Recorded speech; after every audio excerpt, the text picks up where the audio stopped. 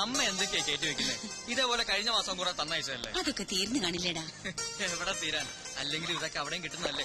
അമ്മ എന്തിനാ വെറുതെ ഇങ്ങനെ ബുദ്ധിമുട്ടുന്നത്? എന്നാലും അമ്മ ഉണ്ടാക്കി തരുന്നതിന്റെ സ്വാദ് കിട്ടൂടാ കടപ്പലാരത്തിന്. എടക്കേച്ചുട്ടാ, അമ്മയെ ബുദ്ധിമുട്ടിക്കണ്ടെന്നുണ്ടെങ്കിൽ നീ എനിക്ക് കൂട്ടിനൊരാളെ കൊണ്ടെത്താ. ഓ, കല്യാണം. എന്റെ അമ്മയെ എന്റെ കല്യാണം എന്നേ കഴിഞ്ഞു.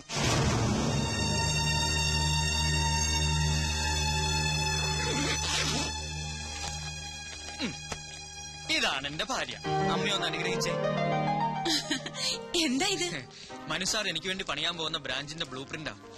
എന്നോട് അത്രയ്ക്ക് ഇഷ്ടം മനുസാറിന്. സ്വന്തമായിട്ടൊരു പരസ്യ കമ്പനി, അതെന്റെ സ്വപ്ന. അത് നേടിയിട്ടേ ഉള്ളൂ കല്യാണം. പണ്ടൊരു നമ്പൂതിരി ഫലിതമില്ലേ? ആദ്യം അന്തസ്, പിന്നെ അന്തർജനം. അയ്യോ, സമയം പോയി, ട്രെയിൻ മിസ്സാവും. ആ, അപ്പൊ പറഞ്ഞതൊക്കെ ഓർമ്മയുണ്ടല്ലോ. കളിച്ച് ചിരിച്ച് സന്തോഷമായിട്ടിരിക്കണം. നീ മാറി നിന്നാ എങ്ങനെയാ അമ്മ സന്തോഷിക്കാൻ? ആ, അതിനൊരു വഴിയുണ്ട്. കണ്ണ് രണ്ടും ഇങ്ങനെ അടച്ചു പിടിച്ച് മകന്റെ മുഖം മനസ്സിൽ ഇങ്ങനെ ആലോചിച്ചാ മതി.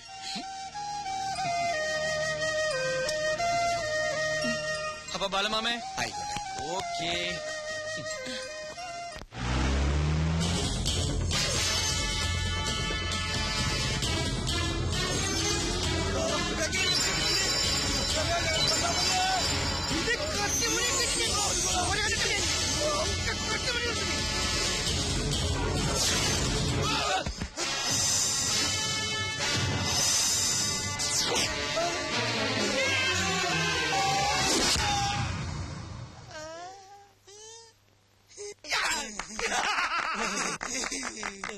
വേണ്ട വേണ്ട, കൈയടിക്കണ്ട. ഇവന്മാര് പാസ്സായിട്ടില്ല.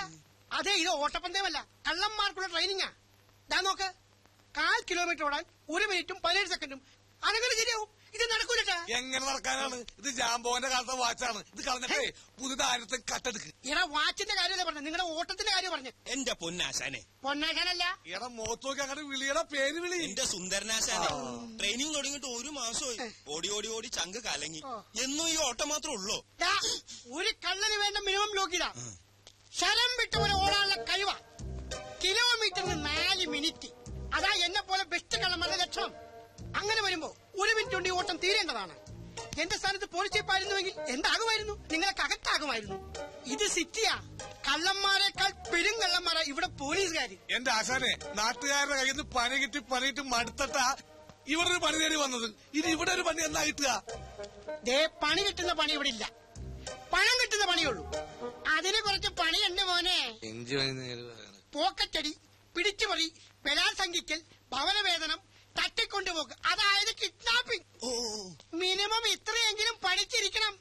വണ്ടി വരട്ടെ, ആള് കയറാനുണ്ടോ? ഹലോ.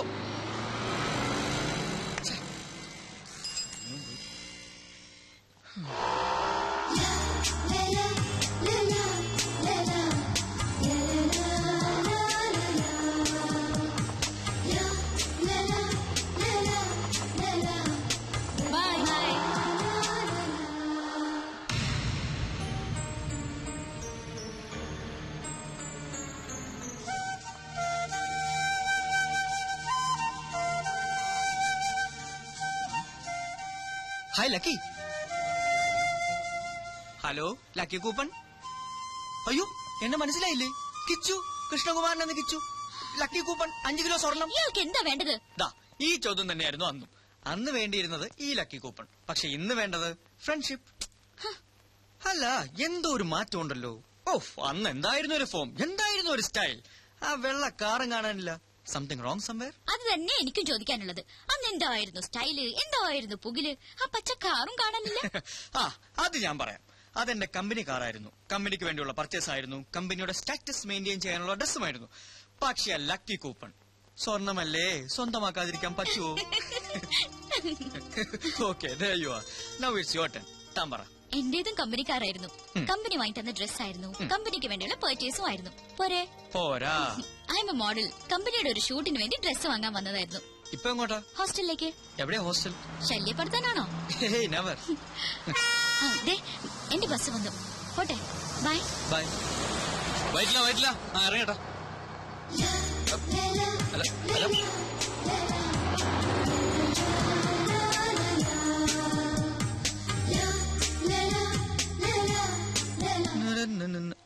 സാറിത് എങ്ങോട്ടാ?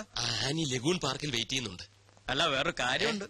ഇന്ന് സാറിന്റെ വെഡിങ് ആനിവേഴ്സറിയാ. ഓ, ഞാനത് മറന്നു. മെനക്കേടായല്ലോ. ആനിയോട് അവിടെ വെയിറ്റ് ചെയ്യാനും പറഞ്ഞു. ഒരാളുടെ ജന്മോ പിടിവിട്ടാ വഴുതി പോകും. പക്ഷെ വെഡിങ് ആനിവേഴ്സറിക്ക് എന്തിലേക്ക് അതിനെക്കാട്ടി കുഴപ്പമാ. ദൈവമേ. സാറ് പേടിക്കണ്ട, കാര്യങ്ങൾ മാനേജ് ചെയ്യാൻ ഞാൻ ഇവിടെ ഇല്ലേ. ഞങ്ങളുടെ വെഡിങ് ആനിവേഴ്സറിക്ക് ഇയാളെന്തോ ചെയ്യാനാ? അതൊക്കെ എനിക്ക് വിട്ടുതരൂ സാർ.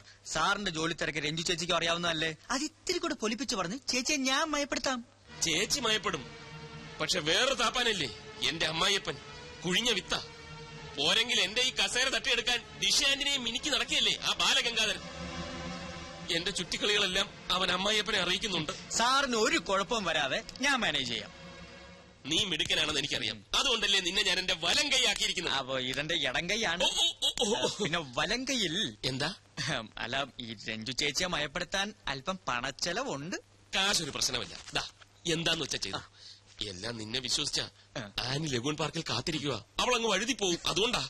ഓക്കെ, അപ്പൊ ഓൾ ദ ബെസ്റ്റ്. എന്റെ പങ്ക്. എന്ത് പങ്ക്? മുതലാളിയുടെ വ്യൂ പോയിന്റിൽ ചവിട്ടി കയറി നീ വെട്ടിച്ചെടുക്കുന്ന ഈ പണത്തിന്റെ പങ്ക്. ഇതേ വെട്ടിച്ചെടുത്തൊന്നുമല്ല, മനുസാറിന്റെ വൈഫിന് വിവാഹ സമ്മാനം വാങ്ങാനാ. മനസ്സാന്റെ വൈഫിന് നീ എന്തിന് വിവാഹ സമ്മാനം വാങ്ങണം? എടാ മോനെ, നിന്റെ തട്ടകം തന്നെയാണല്ലോ എന്റെയും.